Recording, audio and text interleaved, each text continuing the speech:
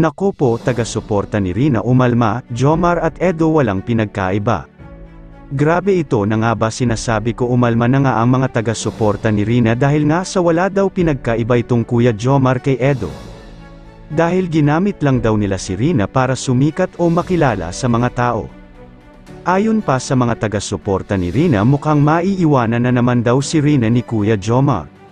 Dahil sa napanood daw nila sa vlog ni Kalingap Rab na mukhang may ka-love team na daw po si Kuya Jomar ngayon na si Carla ang puto vendor na kahawig ni Liza Soberano. Tiyak na may iwan na naman daw nito ang ating prinsesa. Dahil beat na beat pa naman daw sana nila si Kuya Jomar na maging kuya ni Rina.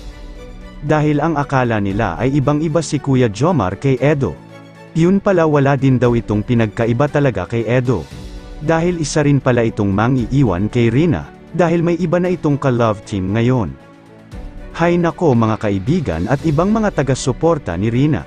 Di ba po ilang beses ko nang paulit-ulit na sinabi hindi kailangan ni Rina ang may aalalay na kuya dahil si Ate Roda palang sapat na. Di nyo ba naalala yung sinabi ni Kuya Jomar sa one-on-one interview ni Kalingap Dan na hindi siya mangangako kung hanggang kailan siya na maging kuya ni Rina? Kaya hayaan na po natin sila Kuya Jomar at Edo kung sino man ang gusto nila. Dahil may kalayaan naman po silang pumili kung sinong gusto nila. Huwag naman po natin silang e-bash, maging masaya na lang po sana tayo kung anuman maging desisyon nila sa mga buhay nila. Dahil masaya naman ang ating prinsesa sa piling ni Ate Roda. So guys, hanggang dito na po muna tayo, pero bago tayo magtatapos, please support po natin palagi ang mga YouTube channels ng mag-amang Matubang at idamay din natin sa pagsuporta ang YouTube channel ni Ate Roda Mix Vlog. Dagdag nyo na din po sa pagsuporta ang aking munting channel at paki-like naman po sa video kung ito.